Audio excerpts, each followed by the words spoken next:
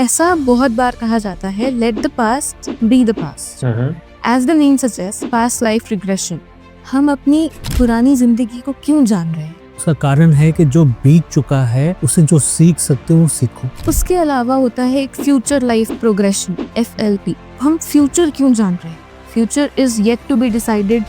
Financial stability नहीं है, career नहीं बिल्ड हो पा रहा, एंड मेनी मोर प्रॉब्लम्स। क्या वो कुंडली में लिखी गई है?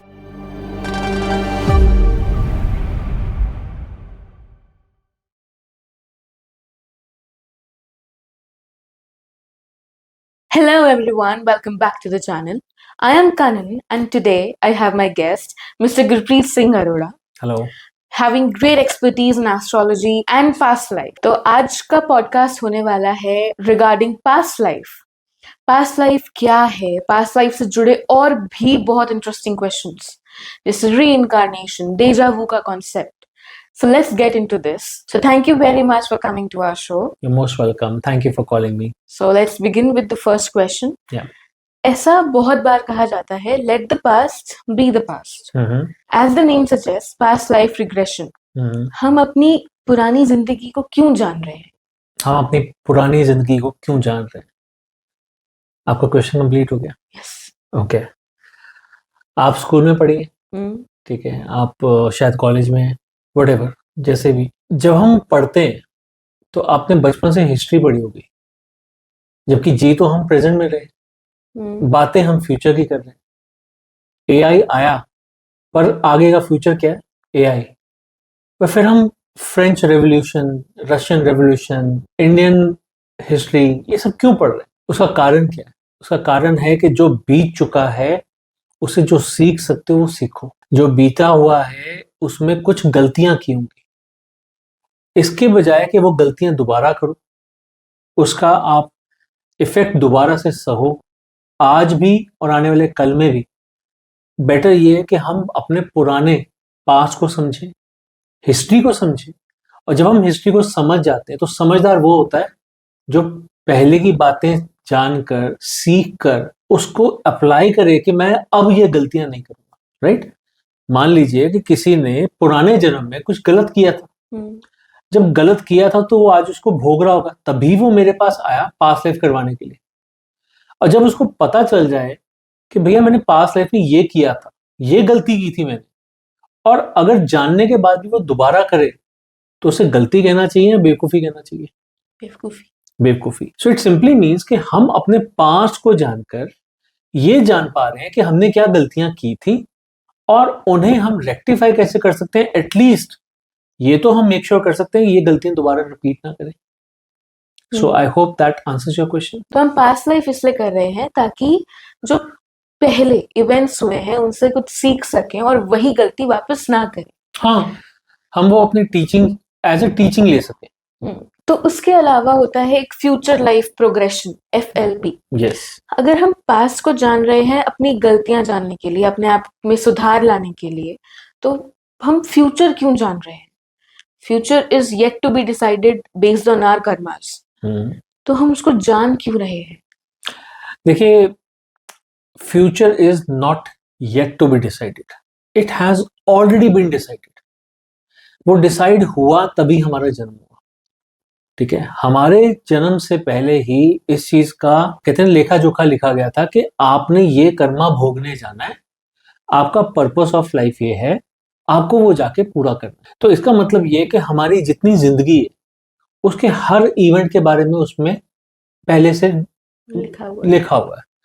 आपकी शादी होगी नहीं होगी, आपके बच्चे होंगे नहीं होंगे, आपका करियर अच्छा होगा या नहीं होगा, आपका करियर किस फील्ड में अच्छा होगा और किस फील्ड में बिल्कुल बेकार हो जाएगा, ये सब कुछ हमारे कहीं ना कहीं हमारे उसमें डेस्टिनी में लिखा गया। राइट? अब आपने पहले पूछा था कि पास्ट लाइफ क्यों? जब बीत चुका है वो बीत चुका है। तो मैंने आपको बताया कि बीता हुआ कल हमें इसलिए जानना जरूरी ताकि हमें पता चले कि हमारे पास्ट में क्या हुआ है और उससे हम जो टीचिंग्स ले सकते हैं वो ले लें। पर फ्यूचर लाइफ प्रोग्रेशन इसलिए जरूरी है ताकि हमें मालूम हो कि हमें जाना कहाँ है और उसमें जाने में क्या रुकावटें आ सकती हैं, कब कब रुकावटें आ सकती हैं।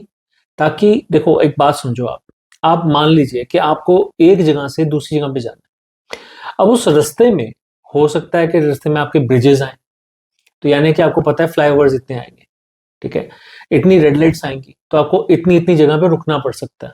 अगर आपको इतनी इतनी जगह पे रुकना पड़ेगा तो इट मीन्स कि आप कहीं ना कहीं रुकने की वजह से डिले हो गए, ट्रैफिक जाम मिलेगा आपको।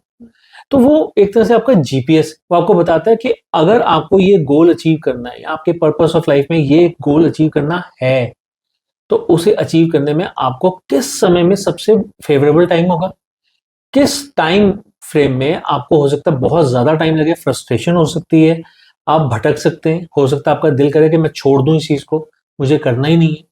पर अगर आपको मालूम होगा ना कि ये टाइम फ्रेज जो है मेरा डिफिकल्ट आने वाला है, पर उसके बाद अच्छा टाइम भी आने वाला है, तो आप मोटिवेटेड रहोगे, यार ये इतना टाइम है, इतना टाइम निकाल लूंगा तो उसके बाद काम फटाफट हो जाएगा। कई बार क्या होता है, मैं अपनी एग्जांपल देता हूँ, जब मेरे साथ मेरी चीजें कुछ, मेरी लाइफ में कुछ ऐसी चीजें होती हैं जो थोड़ी सी गड़बड़ा रही होती हैं, तो मैं अपनी कुंडली उस टाइम रेफर करता हूँ, डेली रेफर नहीं करता, मैं उस टाइम रेफर करता हूँ।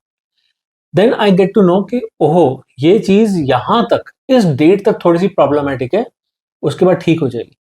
तो वो मुझे एक और मोटिवेशन देती है कि चल 4 दिन की बात है, 4 हफ्तों की बात है, 4 महीनों की बात है, वट, तो मुझे उसके बाद ये अचीवमेंट मिल सकती है, या फिर मुझे तब तक ज्यादा मेहनत करनी है और उसके बाद चीजें सेटल हो जाएंगी। So that keeps me moving and motivated. तो इसलिए एफएलपी को आप ये मान के चलिए कि वो आपका जीपीएस है आपकी लाइफ में, आपको जो गोल अचीव करना है उसमें कितने हर्डल्स आएंगे, कितने आपके लिए फूल आपके रास्ते में बिछे होंगे, कितने कांटे होंगे, सब पता चल जाता है। तो जो हर्डल्स आते हैं जिंदगी में, जो ऐसी चीजें हैं, वो तो कुंडली से, एस्ट्रोलॉजी से भी पता चल जाता है, right. So what is the significance of future life progression? क्या लोग ऐसे ही करवा देते हैं? नहीं, आप देखिए, कई बार क्या होता है, मैथ्स होती है ना, मैथ्स में एक फॉर्मूला बना, पाइथागोरस थ्योरम, थ्योरम बनी हुई है, बट हमेशा अगर पेपर में देखा जाए तो आता है प्रूव पाइथागोरस थ्योरम, तो आपको उसको पूरा एक्सप्लेन करने के बाद लिखना पड़ता है हेंस प्रूव्ड। उसी तरह से हर कोई इंटरप्रेट नहीं कर सकता कि आपकी कुंडली में क्या लिखा हुआ है। आप एस्ट्रोलॉजर हैं? नो। मैं एस्ट्रोलॉजर हूं, तो मैं उसे इंटरप्रेट कर सकता हूं कि कुंडली में कौन से घर में जो प्लैनेट बैठा हुआ है, किस राशि में बैठा हुआ है, किस नक्षत्र में बैठा हुआ है, कौन सा हाउस स्ट्रांग है, कौन सा हाउस जो वीक है, कौन सा प्लैनेट स्ट्रांग है, कौन सा प्लैनेट आपका वीक है, ये सबको मैं कैलकुलेट करके, उनकी कैलकुलेशंस देखकर, उनकी डिग्रीज देखकर, ये सब कुछ करके कैलकुलेट करके बता सकता हूँ कि हाँ आपकी लाइफ में कौन सा जो इवेंट है वो कितना आसानी से होगा और कितना डिफिकल्ट हो सकता है। आप आज जो होस्ट बन के मेरे सामने बैठे हो, वो भी आपके कुंडली में ही है। आपका राहु बलवान होगा तो आपने, उसने आपको एक होस्ट बना के कैमरे के सामने बैठा दिया। उन लोगों से पूछो जिनसे कहा जाता है ना कि कैमरे के साथ मिलकर कोई काम कर लो, आप यूट्यूब पे आ जाओ, इंस्टाग्राम पे आ जाओ, पर वो आ नहीं पाते। नहीं, हम कैमरा फेस नहीं कर पाएंगे, यानी कि उनकी डेस्टिनी में लिखा हुआ है। अब आपका सवाल है कि उसके लिए एफएलपी कराना जरूरी क्यों है, फ्यूचर लाइफ क्यों करना जरूरी है? तो मैंने कहा हेंस प्रूव्ड। हर कोई तो कुंडली नहीं जानता, हर कोई एस्ट्रोलॉजी नहीं समझता। या तो एस्ट्रोलॉजी सीख लो, या एफएलपी करा लो, या किसी ज्योतिष के पास चले जाओ, या किसी ऐसे इंसान के पास चले जाओ जो पीएलआर और एफएलपी करता हो। तो अगर आप कहें कि एफएलपी करके क्या मिलता है, तो हाँ आप अपने फ्यूचर को जान सकते हैं, बट हाँ ये बात सही है कि जो आपकी कुंडली में लिखा है वही आपको एफएलपी से मिलेगा, बट फ्री विल के साथ मिलेगा। कुंडली में आपकी डेस्टिनी लिखी हुई है जिसे कि आप चेंज कर सकते हो टू एन एक्सटेंट। मैं अगेन कह रहा हूं टू एन एक्सटेंट, क्योंकि अभी आपके इस लाइफ के कर्मज आपके हाथ में, आप क्या करने वाले हो वो आपके हाथ में। आप जिस जगह पे रहते हो वहां की, उस भूमि की जो एनर्जी है वो आपके साथ है। कैसी एनर्जी है, अच्छी एनर्जी है तो अच्छे इफेक्ट्स मिलेंगे, बुरी एनर्जी है तो बुरे इफेक्ट्स मिलेंगे। तो इट ऑल डिपेंड्स कि आप क्या करने वाले हो, कैसे करने वाले हो। पर यही है कि हाँ, इवेंट पे जाने के दो रास्ते हैं, कोई लेफ्ट लेके जा रहा है तो कोई राइट लेके जा रहा है। So basically for a non experienced person, PLR और एफएलपी प्रेफर किया जाता है। हाँ, मतलब आप ऐसे पता कीजिए, वैसे पता कीजिए, दोनों तरह से कर सकते हैं। दिस इज वन थिंग, हम बहुत बार कुछ लोग अपना पास्ट लाइफ देखते हैं, क्या कभी ऐसा हुआ है कि कोई भी व्यक्ति उनसे रिलेटेड हो उनकी पास्ट लाइफ में, but in their present life वो उनको दिख जाए या कहीं ना कहीं उनसे रिलेटेड हो? बहुत बार हुआ। ऐसे बहुत सारे पास्ट लाइफ रिग्रेशन हुए हैं जिनमें कि पास्ट लाइफ में जो इंसान उनकी लाइफ में था वो इस लाइफ में भी उनके साथ रिलेटेड था। या तो देखिए, मान लीजिए कोई मेरे पास इंसान आया 30 साल की उम्र में कि मेरा पास्ट लाइफ रिग्रेशन मुझे करना है, तो हो सकता है कि उसकी लाइफ में वो इंसान पहले से जुड़ा हुआ था किसी दोस्त के रूप में, भाई बहन के रूप में, माता पिता के रूप में, ग्रैंड पेरेंट्स के रूप में वो जुड़ा हुआ था। तो उसने देखा और समझ गया कि हाँ, पास्ट लाइफ में मेरा इसके साथ ये रिलेशन था, आज की करंट लाइफ में मेरा इसके साथ ये रिलेशन है, तो बात फाइनलाइज होगी। बट कई बार ऐसा भी होता है कि उसने उसको अभी तक देखा ही नहीं, वो उसकी लाइफ में अभी तक आया ही नहीं, that person is yet to come. जैसे उसकी बीवी या बच्चों के रूप में। एक इवेंट आया था मेरे पास, एक केस आपको बताता हूँ। एक मेरे पास क्लाइंट आई थी, उनको बचपन से सपने आते थे, एक कुंड में लाशें दिखती थी। ये मैं एक वैसे कई बार बता चुका हूँ, पर मैं एक बार दोबारा, क्योंकि वो रिकॉल करता हूँ तो सबसे पहले वही याद आता है मुझे। तो उनको कुंड में लाशें नजर आती थी, और उसके बाद क्या हुआ कि जब उन्होंने पास लाइफ करवाया तो शी गॉट टू नो कि उसका कारण क्या था। यानी कि वो पास लाइफ में एक एक लड़के के साथ उनका संबंध था जो सक्सेसफुल नहीं हो पाया, और तब ऑनर किलिंग के चक्कर में उन सबको मारकर एक कुंड में बहा दिया गया था। जब वो सेशन देख लेती हैं तो उसके बाद, क्योंकि अब इवेंट पता चल गया, तो उसके बाद उनको नींद आती है, और अब उनकी वो नींद की प्रॉब्लम जो है सॉर्ट आउट हो जाती है। अब क्या होता है, वो जाती है अमरनाथ यात्रा पे। अमरनाथ यात्रा पे जब जाती हैं तो वापसी में वो श्रीनगर रुकती हैं। श्रीनगर में उनकी होटल बुकिंग होती है, और होता है ना, जैसे श्रीनगर अगर आप गए हो तो आप चाहोगे कि आप डल लेक पे एक शिकारा राइड लो। तो शिकारा राइड के लिए वो जाती हैं, और जाके पता चलता है कि जो शिकारा पे जो लड़का है जो उनको राइड देने वाला, he was the same person, right. तो he was the same person, same शक्ल थी, आंखों से पता चल रहा था कि ये तो वही इंसान। और सबसे बड़ी बात ये है कि वो उस लड़की को मतलब इंसिस्ट करता है कि आपने होटल में तो कई बार रह के देखा होगा, एक एक्सपीरियंस हाउस बोट का लीजिए। तो सिर्फ उसकी शक्ल देख के, क्योंकि उसे कुछ दिन पहले तो उन्होंने देखा था अपने सेशन में, तो वो उसकी शक्ल देख के उसके साथ, मतलब उसके साथ इन द सेंस कि अपनी मदर के साथ उसके कहने पर वो हाउस बोट में रात रुकती है। नेक्स्ट डे वो लड़का उसको प्रपोज कर देता है। तो ऐसा भी हुआ।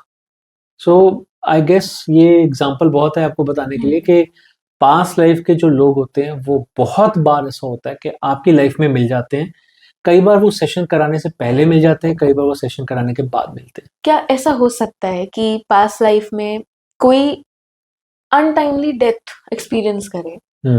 तो और हम जैसे कहते हैं कोई भी अगर धरती पर आता है तो एक लेकर ऑब्जेक्टिव लेकर आता है, जी। तो उनका ऑब्जेक्टिव पिछली लाइफ में पूरा नहीं हुआ, वही ऑब्जेक्टिव लेकर क्या एक इंसान री इनकारनेट हो सकता है? बिल्कुल हो सकता है, बिल्कुल होते हैं, ऐसे बहुत बार हुआ है। देखिए, मेरे सामने सामने की बात है। मैंने एक सहारनपुर की एक फैमिली की बात बताता हूँ आपको। एक बच्चे की डेथ होती है, he was in class 12th, I guess he was 17-18 years old. तो कुछ ब्लैक मैजिक का किया धरा था उसमें, उस पे किया धरा किया हुआ था, और उसकी वजह से उसको, जिन की वजह से ऐसा होता है। तो अनटाइमली डेथ थी, जबकि उस लड़के की एज बहुत लंबी थी। उसकी मदर बहुत परेशान होती है, और देखो, कोई भी बच्चा अगर चाहेगा तो उसके पेरेंट्स तो सबसे ज्यादा परेशान होंगे। मदर चाहती थी कि वो बच्चा दोबारा वापस आए, and he was the only person जो पूरी फैमिली में लेफ्ट हैंडेड था।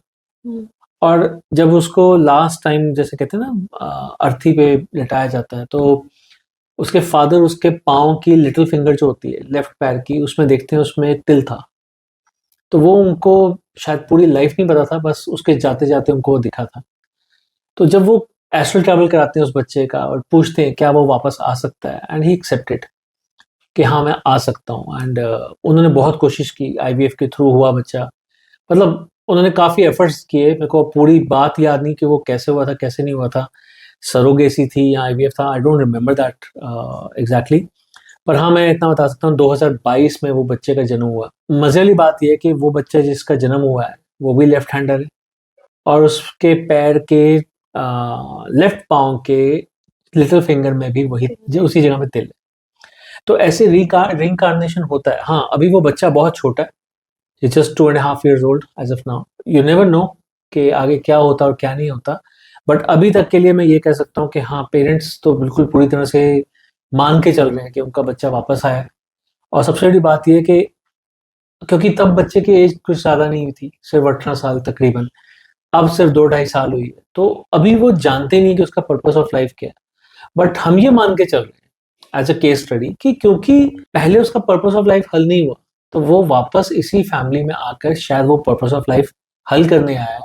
इसीलिए तो उसने एक्सेप्ट किया कि हाँ ठीक है, मैं उस फैमिली में वापस आऊंगा। और ये भी मैं आपको बता देता हूँ कि जब कभी अनटाइमली डेथ होती है, जैसे उसका एक इंसान की उम्र लिखी थी 80 साल, पर वो चला गया 18, 20, 22, 25 की एज में, तो इसका मतलब वो कहीं ना कहीं अपना पर्पस ऑफ लाइफ हल नहीं करके गया, बट उसने पहले से इस फैमिली को सिलेक्ट किया था। क्योंकि सोल सिलेक्ट करती है, उसे चॉइसेस दी जाती हैं, उसमें से उसने इस फैमिली को सिलेक्ट किया होता है। तो जब कभी ऐसी अनटाइमली डेथ होती है, इसे अकाल मृत्यु कहते हैं, तो फिर वो दोबारा से उसी फैमिली में आ सकती है, उसे वो ऑप्शन मिल सकती है कि हाँ मैं वापस उसी फैमिली में जा सकती हूँ। तो ये बहुत बार हुआ है, और सिर्फ कई सारे केसेस हैं जिसमें मैंने ये नोटिस किए कि पेरेंट्स चाहते हैं वो आए, और ज्यादातर अकाल मृत्यु के टाइम पे ही एक्सेप्टेंस आती है। क्या पास्ट लाइफ हमारे प्रेजेंट लाइफ के पर्सनालिटी या डरों को शेप करती है? क्या बिल्कुल ऐसा हो करती है, सकता बिल्कुल करती है। देखिए, मैं आपको अपने बारे में एक एग्जांपल देता हूँ। जब तक मैं पास्ट लाइफ नहीं सीखा था या मैंने एक्सपीरियंस नहीं किया था, तब तक मेरे अंदर भी बहुत सारे डर थे। फॉर इंस्टेंस, मुझे ऊंचाई से बहुत डर लगता था, मुझे पानी से बहुत डर लगता था। मतलब आप ये मान लीजिए कि आज की डेट में तो मालूम नहीं, पर हमारे टाइम में जब मकान बनाए जाते थे तो 2 फीट ऊंचे ना हौदी बनती थी घर के बाहर, ताकि उसमें पानी स्टोर किया जा सके। जब मसाला बनाना होता तो उसमें से पानी निकाल लेते थे, यानी कि पंप लगा के पहले पानी उसमें स्टोर किया जाता था, और उसके बाद उसमें से पानी निकाल कर वो होता ना चिनाई के लिए, तो मसाला बनाया जाता। तो मुझे वो 2 फुट की उस हौदी से भी डर लगता था कि कहीं मैं इसमें गिर ना जाऊं, पलट ना जाऊं, और मैं पानी से ना निकल पाया तो मेरा दम घुट गया। तो मुझे ऐसे ऐसे डर लगते थे, जो मैंने अभी अपने पेरेंट्स को भी नहीं बताए थे। वो डर क्योंकि मेरे अंदर ही थे, मैंने कभी बताए नहीं थे। मुझे अंधेरे से डर लगता था, ठीक है। तो अब जब मैंने ये सब सीखा, तो मैंने अपने ही पास्ट लाइफ देखी, अपने ही पास्ट लाइफ करवाया, और क्योंकि हम तब उस समय एक दूसरे पे प्रैक्टिस कर रहे थे, तो उस दौरान मेरे पे 6 पास्ट लाइफ किए गए थे, और मैंने अपने वो सारे डर के कारण देखे। कहते हैं ना, जो डर के कारण आपको इवेंट बेस्ड होते हैं, वो तो इवेंट देखने से ही खत्म हो जाते हैं। तो अब जैसे किसी ने मेरे को फेंक दिया, तो मुझे किसी से माफी मांगने की जरूरत नहीं है ना। मुझे किसी ने ऊंचाई से फेंक दिया, तो मुझे किसी से माफी नहीं मांगनी, किसी और ने मुझे फेंका है। उल्टा अगर उस पर पाप चढ़ा है, तो वो मुझसे माफी मांगेगा ना, ठीक है। पर मैं अगर देख चुका हूँ कि हाँ मैं गिरने की वजह से, क्योंकि मुझे किसी ने फेंक दिया था, इस वजह से मुझे ऊंचाई से डर लगता है, तो इसका मतलब वो इवेंट बेस्ड है। उसमें कर्म नहीं खराब थे मेरे, सिर्फ एक इवेंट हुआ था, इस वजह से वो डर तब का मेरे अंदर बैठा हुआ है। तो जब मैंने वो देख लिया कि डर क्या था, किस वजह से था, तो वो इवेंट खत्म हो गया। उसे आपने देख लिया, सह लिया, समझ लिया, अब आपके लाइफ से वो इवेंट खत्म हो गया। तो ऐसे कुछ चीजें होती हैं जो इवेंट बेस्ड खत्म हो जाती हैं। जो आपने रिकार्नेशन में बात की कि पास्ट लाइफ के कुछ ऐसे इवेंट्स होते हैं, या फिर जो आपके डर होते हैं, क्या वो भी आप इस लाइफ में झेलते हैं, और अगर झेलते हैं तो क्या उनको रिमूव हो सकते हैं? तो आंसर है हाँ, हम देख भी सकते हैं, महसूस कर सकते हैं, और खत्म भी कर सकते हैं। तो जैसा आपने कहा, फियर्स जो हैं इस पिछले लाइफ से कनेक्टेड हो सकते हैं इस लाइफ के।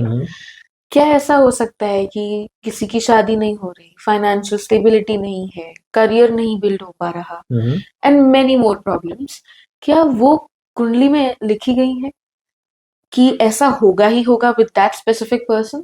And is that related to past life, कि पास्ट लाइफ में उन्होंने कुछ कर्म किया हो, कुछ हुआ हो, जिस वजह से अब वो उस चीज को भोग रहे हैं? देखिए, अगर किसी की लाइफ में, जैसे फॉर एग्जांपल एक इंडिविजुअल ले लेते हैं, मिस्टर ए।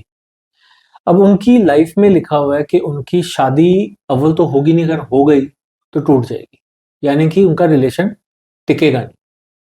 तो ये तो हो गया कि उनकी डेस्टिनी में लिखा हुआ। यहाँ लिखा हुआ है कि शादी नहीं होगी, तो हो सकता है कि वो लिव इन में रह रहे हो, या ये भी हो सकता है कि उनकी शादी जबरदस्ती कर दी किसी तरीके से, पर क्योंकि जबरदस्ती कर दी, वो उनकी डेस्टिनी में थी नहीं, तो इसलिए टूट जाती है, या उनके लाइफ पार्टनर की डेथ हो जाती है, या कुछ भी हो सकता है। तो इसका मतलब शादी तो नहीं चल पा रही ना। तो ये तो हो गया कि क्या लिखा हुआ है, पर अब सवाल ये उठता है कि उनके साथ ऐसा हो क्यों रहा है। तो ये क्यों जो है ना, वो क्यों निकलता है पास्ट लाइफ से। भाई कुछ तो किया होगा जो आपको ये रिजल्ट मिला, आपको ऐसी लाइफ मिली। आप एक बात बताइए, जब आप स्कूल में थे तो आपकी क्लास में 40 बच्चे होते होंगे अप्रोक्सीमेटली। तो 40 बच्चों में से क्या सभी ने साइंस ले ली? कुछ ने कॉमर्स ली होगी, कुछ ने साइंस ली होगी, कुछ ने आर्ट्स ली होगी, ऐसे ही किया होगा। तो इसका मतलब ये है कि हर कोई अपनी कैपेबिलिटी के हिसाब से आगे बढ़ रहा था, राइट? तो उसी तरह से जब डेस्टिनी लिखी गई तो इसका मतलब ये है कि हर किसी को उसके कर्मों के बेसिस पे डेस्टिनी मिली। अब भैया आपने किसी ने ऐसा कोई कर्म किया कि किसी का घर नहीं बसने दिया, तो खुद का घर कहाँ बसेगा? मैंने इस पे पहले एक वीडियो बनाई थी जिसमें मैंने बताया था, एक सज्जन मेरे पास आए थे जिनकी 3 बार शादी हो चुकी है, 2 तो तलाक भी हो चुके हैं और तीसरा जो शादी है वो अभी भी डाइवोर्स केस चल रहा है और वो किसी और के साथ लिव इन में रहते हैं, अभी ऑस्ट्रेलिया में रहते हैं। अभी तक उनका कोई बच्चा भी नहीं, ठीक है, और ना ही उनकी कोई शादी टिक पाई। उनके जब हमने पास्ट लाइफ किया तो पता चला कि पिछले किसी जन्म में उन्होंने ऐसा ही किया था 4 शादियों के साथ। 2 के तो तलाक कर दिए थे, पर तीसरी के टाइम पे तीसरी वाली वाइफ ने एक्सेप्ट कर लिया था, क्योंकि उसे पता था कि अगर मैंने एक्सेप्ट नहीं किया चौथी वाइफ को तो क्या है कि मेरे को तो तलाक दे दिया जाएगा और फिर उसके बाद मेरे बच्चों को कौन संभालेगा। तो इसलिए उसने, कहते हैं ना, खून का घूंट पी के चौथी जो वाइफ थी उसको एक्सेप्ट कर लिया था कि चलो ठीक है, ऐसे भी तो अलग ही होना है, तो मैं कम से कम ऐसे ही अलग हो जाती हूँ, मैं मान लूंगी मेरा पति है ही नहीं। तो ऐसे उसने एक्सेप्ट कर लिया था। तो ऐसे ही हुआ ना कि थर्ड अभी तक डाइवोर्स ही नहीं हो पा रहा कई सालों से, और चौथा जो रिश्ता है वो आगे नहीं बढ़ पा रहा। ये सब कुछ जो पास्ट लाइफ में उन्होंने किया था वो उसी के साथ कनेक्टेड निकल आया। ऐसे बहुत से लोग होते हैं। अब आपने एक बात की करियर की, फाइनेंशियल स्टेबिलिटी की बात की, ऐसे और भी बहुत सारी चीजें होती हैं जो लाइफ में बहुत सारी प्रॉब्लम्स लेके आती हैं। कभी किसी का हो सकता है कि कोई विकलांग पैदा हुआ, या किसी का एक्सीडेंट हो गया तो उसकी टांग टूट गई, हाथ टूट गया, तो क्या इसका भी कारण पास्ट लाइफ हो सकता है? बिल्कुल हो सकता है। तो डेस्टिनी में जो लिखा हुआ है उसका कोई कारण तो रहा होगा, और वो कारण क्या है वो आपके पास्ट लाइफ से पता चलेगा। सो इंटरकनेक्टेड है डेस्टिनी। क्यों लिखी गई वो पास्ट लाइफ बताता है, बट जो डेस्टिनी में लिखा हुआ है वो मिलेगा, ये होता ही होता है। बट क्या उसे चेंज किया जा सकता है? टू एन एक्सटेंट किया जा सकता है, अगर आप आज के कर्म अच्छे रखो। तो एक कॉन्सेप्ट होता है डेजा वू का, जिसमें अगर आप कुछ कर रहे हो जो आपने पहले नहीं करा है, you doing it for the first time and you feel like कि ये तो मैं कर चुकी हूँ या मैं कर चुका हूँ, तो वो deja vu can it be linked to someone's past life? Of course yes it is. आपको मैं एक इंसिडेंस बताता हूँ। मैंने मेरे पास सज्जन आए थे, जब उनकी पास्ट लाइफ की तो उसमें देखा कि वो एक नाविक थे, जैसे होता है ना बोट, चप्पू से बोट चलाते। पास्ट लाइफ हो गई, सब कुछ हो गया, और उन्होंने फिर उसके बाद बताया, कहते कि मैं अब देख के समझा हूं कि जब मैं नैनीताल गया तो मैंने वहां पर बोटिंग की, और कहते जो बोट वाला था वो चप्पू चला रहा था, तो मैंने उसको स्पेशली कह के कि मैं अपना रिस्क लेता हूँ, मैं बोट चलाना चाहता हूँ, चप्पू मैं चलाना चाहता हूँ। और कहते कि उसने, बोट वाले ने स्पेशली बाद में उसको उन क्लाइंट को बोला कि मैंने पहली बार किसी को देखा है, देख के तो बहुत आसान लगता है कि चप्पू चलाना बहुत आसान है, पर एक्चुअली करना मुश्किल होता है। जो फर्स्ट टाइम करता है वो तो पहली बार में चप्पू पकड़ती कहता है कि नहीं भैया मेरे बस का नहीं है, पर आपने बहुत अच्छे से चलाया। तो कहते हैं मेरे को चप्पू चलाते हुए तब पता ही नहीं चला कि ऐसा क्यों हुआ कि मैं बहुत अच्छे से चला पा रहा था, और मुझे ऐसा लग ही नहीं रहा था कि मैं पहली बार चला। तो कहते हैं आप, जब मैंने पास्ट लाइफ देखी तब मुझे पता चला कि मैं पहले पास्ट लाइफ में चप्पू चलाया करता था, यानी कि मैं नाव से लोगों को एक कोने से दूसरे कोने में लेके जाया करता था। तो वो जो नदी को पार कराना, वो एक दामोदर नदी है, वो उसके ऊपर किया करते थे, और जब बाढ़ आ जाती थी तो फिर हाहाकार मच जाती थी। तो बहुत पुरानी बात उन्होंने देखी थी अपनी पास्ट लाइफ में, तो उसके साथ रिलेट करके बताया। तो हाँ, डेजा वो होता है, और डेफिनेटली होता है, और वो पास्ट लाइफ से डेफिनेटली पता चल जाता है। पर पता है क्या होता है, कई बार ना हमारी इंस्टिंक्ट होती है, हमें इंस्टिंक्ट होती है कि मैं ये कर सकता हूँ, और जब हम वो करते हैं तो हमें लगता है कि, क्योंकि मैनिफेस्टेशंस भी होती हैं, तो उसकी वजह से हम कर पाते हैं, और हमें लगता है कहीं ये मेरे पास्ट लाइफ से कनेक्टेड तो नहीं है। सो पैरेलल वेज होते हैं लोगों को, एक्चुअली मैनिफेस्टेशन की वजह से वो कर पाते हैं, तो तुमको लगता है कि मैं इतना अच्छे से कर पाया तो हो सकता है मैं पहले भी करता था पास्ट लाइफ में, पर उसका वो रिलेशन निकलता नहीं। पर बहुत बार ऐसा भी होता है कि पास्ट लाइफ से उनका ऐसा कनेक्शन निकल आता है, एंड देन दे फील कि वाओ, दैट्स वाओ एक्सपीरियंस। तो मतलब हमारा जो हम कर रहे हैं that can also be link to past life, और हमारी ड्रीम्स भी पास्ट लाइफ से लिंक होती हैं। हाँ बिल्कुल होती हैं। आप आज होस्ट बनी हुई हैं, तो हो सकता है कि पिछले किसी जन्म में आप वो कहते हैं ना, जब राजा महाराजा के कोई फरमान निकलता था तो उसकी मुनादी हुआ करती थी कि ढोल बजाए जाते थे और बोला जाता था कि आज से पूरे खासवाम को बताया जाता है कि राजा जी ने ये हुक्म जारी किया है, अब आज से ये करना होगा। तो हो सकता है कभी पास्ट लाइफ में आपने ऐसा किया हो। आप होस्ट हैं तो फिर हो सकता है कि आप में वो कॉन्फिडेंस है, तो वो कॉन्फिडेंस के बिना तो किया नहीं जा सकता, तो इसलिए ऐसा हो सकता है कि डेजा वो आपके साथ भी एप्लीकेबल हो रहा हो। ये भी yes. Okay, one of the questions is, क्या ऐसा हो सकता है कि इस जिंदगी में हम फिजिकली कुछ एक्सपीरियंस कर रहे हो, पेन हो रहा हो, कहीं पर भी पेन हो रहा हो, a person has run specific tests कि कुछ नहीं निकल रहा है, मेडिकली कुछ कंडीशन नहीं है कि वो दर्द का रीजन पता चले, can that pain be linked to past life? देखो मैंने एक एग्जांपल ना बहुत बार दिया। मेरे पास सज्जन आए थे, उनकी चेस्ट में लेफ्ट साइड में काफी पेन था, मतलब ऐसी जगह पे जहां पर लोग हर कोई ये बोलेगा तुम्हारे कार्डियक चेक कराओ, कार्डियक के पास जाओ। तो उन्होंने बहुत टेस्ट करवाए थे, और जब उनका पास्ट लाइफ रिग्रेशन हुआ, he was literally into tears. उन्होंने अपने पास्ट लाइफ में देखा कि वो आर्मी में थे, 1962 इंडो चाइना वॉर में उनकी डेथ हुई थी। एंड एट दैट टाइम उनका नाम था major Shaitan Singh Bhati, so he was a major in Indian army. और जब मैंने ये सेशन किया था तो उसके बाद, मैं तब तक इस बारे में नहीं जानता था, तो हम दोनों ने, मैंने और मेरे क्लाइंट, हम दोनों ने गूगल में सर्च किया and it was very prominent. तो ऐसे बहुत सारे केसेस मेरे पास आए हैं। कुछ लोग ऐसे भी आए हैं जिनके की बर्थ मार्क निकल आते हैं किसी स्पेसिफिक जगह पे। तो वो बर्थ मार्क क्यों निकला, कई बार ऐसा होता है कि वहां पर ऐसी चोट पड़ी थी, जैसे नील पड़ गया। अब किसी को बहुत जोर से कहीं चोट लगे तो यहाँ हड्डी टूट सकती है, या नील पड़ सकता है, ठीक है, या फिर जल सकता है किसी स्पेसिफिक जगह पे, ठीक है। तो वो जब ऐसा कोई निशान निकलता है, उसका कुछ ना कुछ पुराने लाइफ के साथ हिस्ट्री निकल सकती है। सो ऐसा बहुत बार होता है। So it's not just about the pain, it's about the birth marks, it's about an number of other things as well. बहुत बार ये होता है कि पूरी फैमिली में जो हमारे जो आंखों का रंग होता है, तो सबका ब्राउन या ब्लैक आ रहा है, पर किसी एक इंडिविजुअल का ब्लू निकल आता है।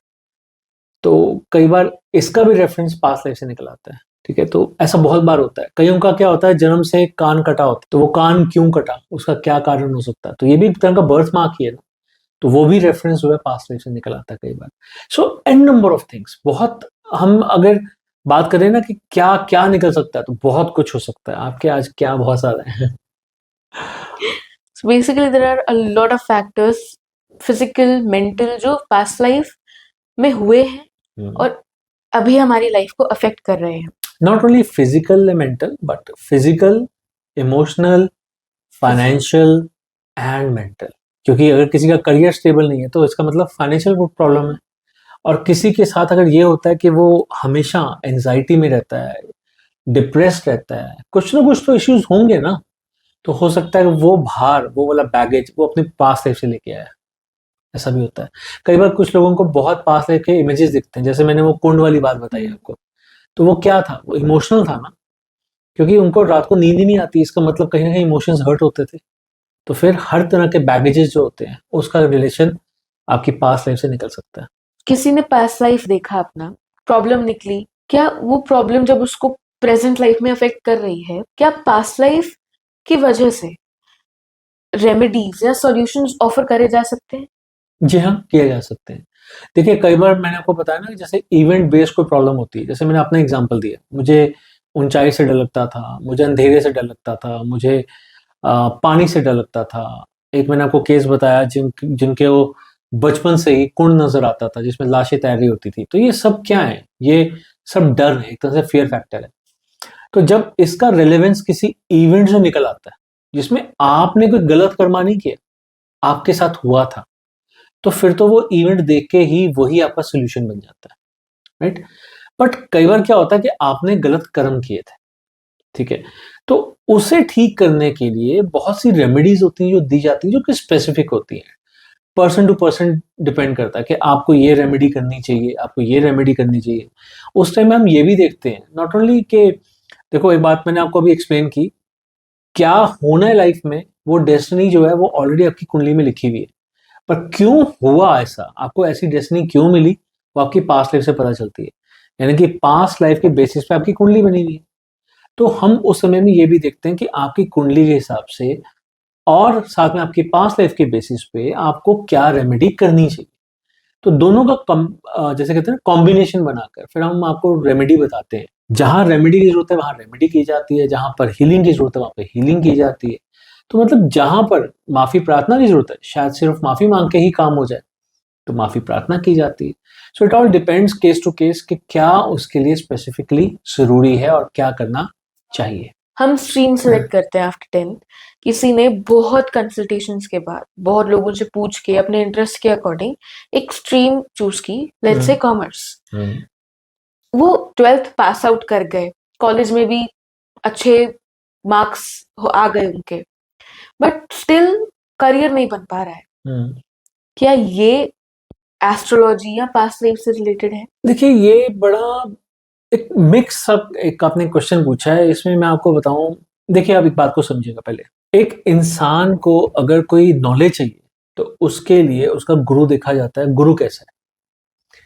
अगर उस नॉलेज का वो सही तरीके से उपयोग कर पाएगा ये देखना हो तो देखा जाता है बुध कैसा है। फिर आपके 12 घर होते हैं कुंडली में, उनमें से 2 स्पेसिफिक घर ऐसे होते हैं जहां से आपके ये देखा जाता है कि आपकी पढ़ाई कैसी होगी, आप ग्रेजुएशन करोगे, पोस्ट ग्रेजुएशन करोगे या फिर बहुत अच्छा करोगे, जो भी करोगे। तो वो घर कैसे हैं, वो स्ट्रांग हैं, वीक हैं, कैसे हैं। तो यानी कि प्लैनेट्स की कितना प्रभाव है और उनके घरों का कितना प्रभाव है, ये देखने के बाद हम देखेंगे कि भैया इसके मार्क्स कितने आएंगे और ये एजुकेशन लाइफ में कहाँ तक पहुंचेगा, राइट। तो यानी कि एजुकेशन के हमने पता चला लिया कि 2 अलग घर हैं, इसके अलावा प्लैनेट्स बता दिए कौन से हैं, राइट।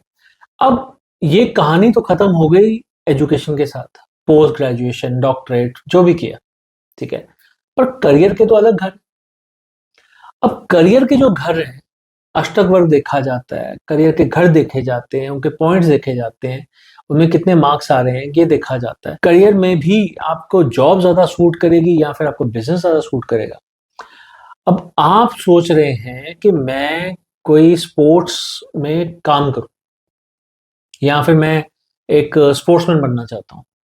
तो स्पोर्ट्समैन बनने के लिए सबसे पहले हमें मंगल ही देखना पड़ेगा, साथ में राहु भी देखना पड़ेगा, साथ में ये देखना पड़ेगा कि उनके लिए उनके प्लैनेट्स कितने स्ट्रांग हैं, उनके हाउस सिस्टम कैसा है, उनको करेगा या नहीं करेगा सूट। व्हाट इफ स्पोर्ट्स आपको सूट करेगा पर स्पोर्ट्स गुड्स में काम करना सूट करेगा, स्पोर्ट्स खेलना सूट नहीं करेगा। हो सकता है कि आपके कुंडली में ऐसा हो कि आप बहुत ज्यादा एक्सीडेंटल प्रोन है। तो वो इंसान हो सकता है कि जब स्पोर्ट्स खेल रहा हो तो पहली बार में गिरने के बाद अपना घुटने तोड़वा ले।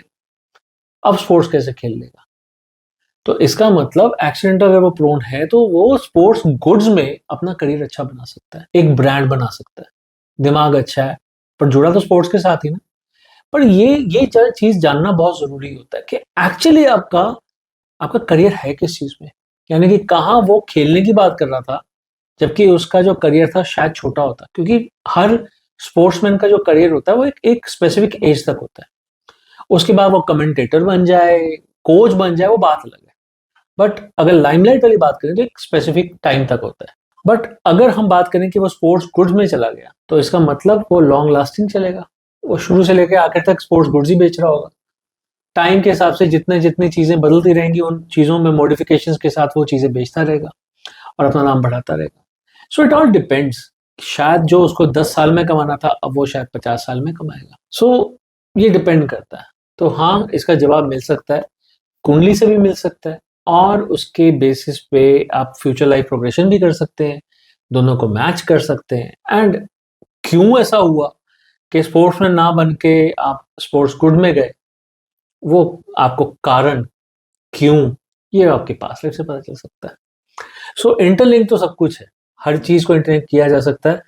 हाँ, समझने की आपकी दृष्टि कैसी है ये डिपेंड करता है। So in the world of spirituality, everything is interconnected, be it astrology, future life progression, or be it past life regression. Anything and everything in this spiritual world is interconnected. So hope so आपको ये episode आज का पसंद आया हो।